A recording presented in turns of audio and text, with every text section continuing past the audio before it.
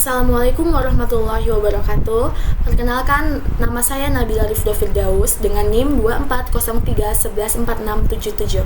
Pada kesempatan kali ini, saya akan membahas beberapa konsep dasar dalam penelitian. Saya akan menjelaskan 5 pertanyaan secara singkat dengan contoh yang sederhana. Baik, langsung saja kita masuk ke pertanyaan yang pertama. Pertanyaan pertama, mengapa sih motivasi itu dianggap penting dalam penelitian jangka panjang? Ketika mendengar kata penelitian, mungkin sebagian orang berpikir bahwa penelitian hanya sebatas mengumpulkan data, kemudian menganalisisnya, lalu menyusun laporan. Namun, kenyataannya proses penelitian itu jauh lebih panjang daripada itu. Sebuah penelitian biasanya dimulai dari menentukan topik yang akan diteliti, merumuskan masalah, mencari berbagai referensi, menyusun proposal, mengumpulkan data, mengolah dan menganalisis data, hingga akhirnya menyusun laporan atau menarik kesimpulan. Nah, semua tahapan tersebut membutuhkan waktu, tenaga, dan komitmen yang tidak sedikit.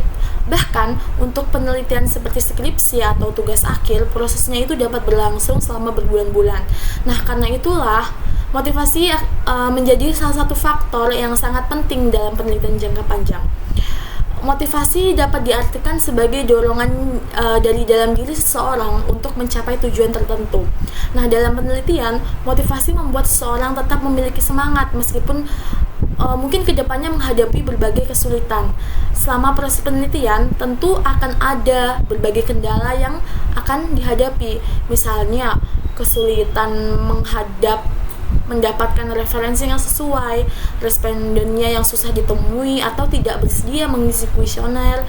Kemudian bisa juga hasil penelitian yang belum sesuai harapan, hingga revisi dari dosen pembimbing yang harus dilakukan berulang kali. Nah, jika seseorang tidak memiliki motivasi yang kuat, kemungkinan besar ia akan merasa lelah, mungkin juga kehilangan semangat, bahkan berhenti sebelum penelitiannya selesai. Sebaliknya, apabila motivasinya tinggi, setiap kendala akan dianggap sebagai bagian dari proses belajar. Peneliti akan terus mencari solusi, memperbaiki kesalahannya, dan terus melanjutkan penelitiannya. Nah, sebagai contoh, mungkin kita sebagai mahasiswa tentu saja tidak asing dengan proses revisi tugas maupun laporan penelitian. Meskipun terkadang harus memperbaiki bagian yang sama beberapa kali, motivasi yang kuat akan membuat kita tetap berusaha memberikan hasil yang terbaik, bukan justru menyerah di tengah jalan. Selain membantu menyelesaikan penelitian, motivasi juga berpengaruh terhadap kualitas penelitian itu sendiri. Peneliti yang memiliki motivasi tinggi biasanya lebih teliti dalam mengumpulkan data, lebih rajin mencari referensi, serta lebih terbuka terhadap masukan dan perbaikan.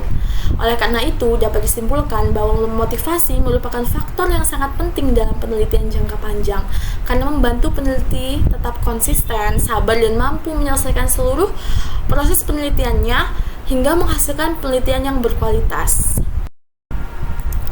Selanjutnya, saya akan membahas pertanyaan yang kedua. Apa perbedaan antara basic research dan applied research? Nah, dalam dunia penelitian itu terdapat berbagai jenis penelitian. Dua di antaranya itu adalah basic research atau penelitian dasar dan applied research atau penelitian terapan. Mungkin sekilas keduanya terlihat sama karena sama-sama bertujuan memperoleh pengetahuan baru. Namun, jika diperhatikan lebih dalam, tujuan akhirnya berbeda. Kalau basic research itu merupakan penelitian yang dilakukan untuk mengembangkan ilmu pengetahuan atau teori. Jadi, fokus utama penelitian ini bukanlah menyelesaikan masalah secara langsung, tetapi memperluas pemahaman mengenai suatu fenomena. Misalnya nih, ada seorang peneliti ingin mengetahui bagaimana manusia mengambil keputusan ketika menerima informasi baru. Nah, penelitian tersebut dilakukan untuk memahami perilaku manusia secara lebih mendalam. Hasil penelitiannya mungkin belum langsung bisa diterapkan dalam kehidupan sehari-hari, tapi dapat menjadi dasar bagi penelitian berikutnya atau penelitian selanjutnya. Sebaliknya, applied research ini dilakukan untuk menyelesaikan masalah nyata yang sedang dihadapi masyarakat, dihadapi organisasi maupun dihadapi oleh sebuah perusahaan. Sebagai contoh, sebuah rumah sakit mengalami antrian pasien yang sangat panjang. Peneliti kemudian melakukan penelitian untuk mengetahui penyebabnya dan memberikan solusi agar pelayanannya menjadi lebih cepat. Mungkin contoh lain yang dekat dengan jurusan sistem informasi adalah ketika sebuah perusahaan mengalami kesulitan mengelola data persediaan barang. Peneliti kemudian melakukan analisis kebutuhan sistem. Peneliti juga merancang aplikasi inventory lalu mengimplementasikannya agar proses pencatatan barang menjadi lebih efektif. Nah, penelitian tersebut termasuk penelitian terapan atau applied research karena hasilnya langsung dimanfaatkan untuk menyelesaikan suatu masalah. Mungkin kalau boleh saya menyederhanakan, basic research ini lebih berorientasi pada menambahkan pengetahuan, sedangkan applied research lebih berorientasi pada menyelesaikan masalah. Nah, walaupun memiliki tujuan yang berbeda, kedua jenis penelitian ini saling berkaitan. Karena teori yang dihasilkan melalui penelitian dasar sering menjadi dasar bagi penelitian terapan atau applied research. Sebaliknya, berbagai permasalahan nyata yang ditemukan dalam penelitian terapan dapat memunculkan pertanyaan baru yang nantinya diteliti melalui penelitian dasar. Artinya, kedua jenis penelitian ini saling melengkapi dan sama-sama memiliki peran penting dalam perkembangan ilmu pengetahuan.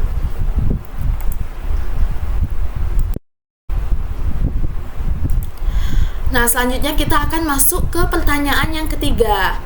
Mengapa correlation research itu tidak cukup untuk menyimpulkan kausalitas? Pertama-tama, mungkin kita perlu memahami terlebih dahulu apa yang dimaksud dengan penelitian korelasional atau correlational research. Nah, penelitian korelasional ini adalah penelitian yang bertujuan mengetahui apakah terdapat hubungan antara dua variabel atau lebih. Nah, hubungan tersebut itu dapat berupa hubungan positif maupun hubungan negatif. Hubungan positif berarti ketika satu variabel meningkat, variabel lainnya juga akan meningkat. Sedangkan hubungan negatif berarti ketika satu variabel meningkat, variabel lainnya justru menurun. Namun, adanya hubungan tersebut tidak berarti bahwa satu variabel menjadi penyebab variabel lainnya. Inilah alasan mengapa penelitian korelasional tidak cukup untuk menyimpulkan kausalitas atau hubungan sebab akibat. Nah, sebagai contoh, misalnya terdapat penelitian yang menunjukkan bahwa mahasiswa yang lebih sering belajar memiliki IPK yang lebih tinggi. Hasil dari penelitian tersebut memang menunjukkan adanya hubungan antara frekuensi belajar dan IPK. Akan tetapi, kita belum dapat menyimpulkan bahwa belajar lebih sering adalah satu-satunya penyebab IPK tinggi. Karena masih ada faktor lain yang mungkin mempengaruhi, misalnya kemampuan akademik, bagaimana motivasi belajar mahasiswanya, dukungan dari keluarganya, kondisi ekonomi, ataupun cara mengatur waktu. Nah, contoh lain yang sering digunakan adalah hubungan antara penjualan es krim dengan jumlah orang yang tenggelam. Karena kedua hal tersebut sama-sama meningkat pada musim panas. Namun tentu saja bukan berarti makan es krim menyebabkan seseorang tenggelam. Nah, faktor yang mempengaruhi keduanya adalah cuaca panas. Saat cuaca panas, orang lebih banyak beli es krim dan pada saat yang sama lebih banyak pergi berenang. Jadi, sebenarnya terdapat faktor ketiga yang menyebabkan kedua variabel tersebut. Nah, dalam penelitian korelasional, peneliti hanya mengamati hubungan antar variabel tanpa mengendalikan faktor-faktor lain yang mungkin mempengaruhi hasil penelitian. Karena itulah, penelitian ini belum cukup untuk membuktikan adanya hubungan sebab akibat. Apabila peneliti ingin membuktikan bahwa suatu variabel itu benar-benar menyebabkan perubahan pada variabel lain, maka biasanya digunakan penelitian eksperimen. Nah, dalam penelitian eksperimen inilah peneliti memberikan perlakuan tertentu dan mengendalikan variabel lain sehingga hubungan sebab akibat itu dapat diuji dengan lebih baik. Nah, jadi kesimpulannya adalah penelitian korelasional itu hanya menunjukkan adanya hubungan antar variabel, sedangkan hubungan kausal memerlukan bukti yang lebih kuat melalui desain penelitian yang berbeda. Oke, selanjutnya saya akan membahas pertanyaan yang keempat. Apa perbedaan antara research methods dan research methodology? Istilah research method dan research methodology ini mungkin seringkali dianggap sama ya, padahal keduanya itu memiliki pengertian yang berbeda. Kalau research methods adalah metode atau teknik yang digunakan untuk mengumpulkan dan menganalisis data. Contohnya antara lain observasi, wawancara, penyebaran kuesioner, eksperimen, studi dokumentasi, maupun analisis statistika. Jadi research methods ini bisa berupa teknik gitu, teknik yang digunakan agar penelitian memperoleh data yang dibutuhkan. Sedangkan research methodology itu memiliki cakupan yang lebih luas. Metodologi ini menjelaskan mengapa penelitian memilih metode tertentu dan bagaimana metode tersebut digunakan agar sesuai dengan tujuan penelitiannya. Sebagai contohnya, seseorang ingin mengetahui tingkat kepuasan pengguna terhadap sebuah aplikasi. Ia kemudian memilih menggunakan pendekatan kuantitatif dengan menyebarkan kuesioner kepada 200 responden. Nah, penyebaran kuesioner ini merupakan research methods. Sedangkan alasan mengapa menggunakan pendekatan kuantitatif, mengapa peneliti itu memilih survei dibandingkan wawancara, kemudian bagaimana peneliti menentukan sampelnya, hingga bagaimana menjaga validitas data merupakan bagian dari research methodology. Dengan kata lain, methods ini menjawab pertanyaan bagaimana sih penelitian itu dilakukan, sedangkan metodologi menjawab pertanyaan mengapa cara tersebut dipilih.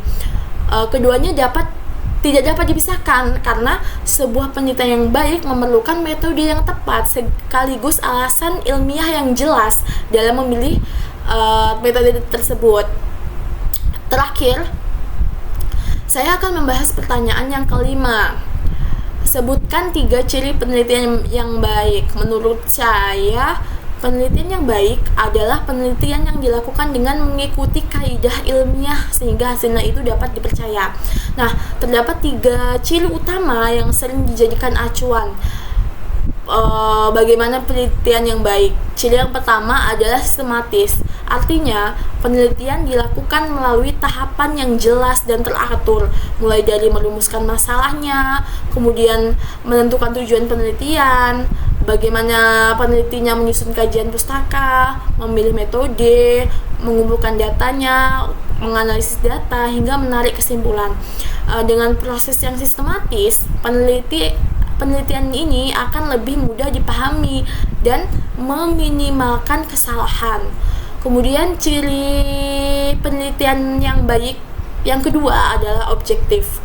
Objektif ini berarti peneliti harus menyampaikan hasil penelitiannya berdasarkan fakta dan data yang diperoleh, bukan berdasarkan pendapat pribadi.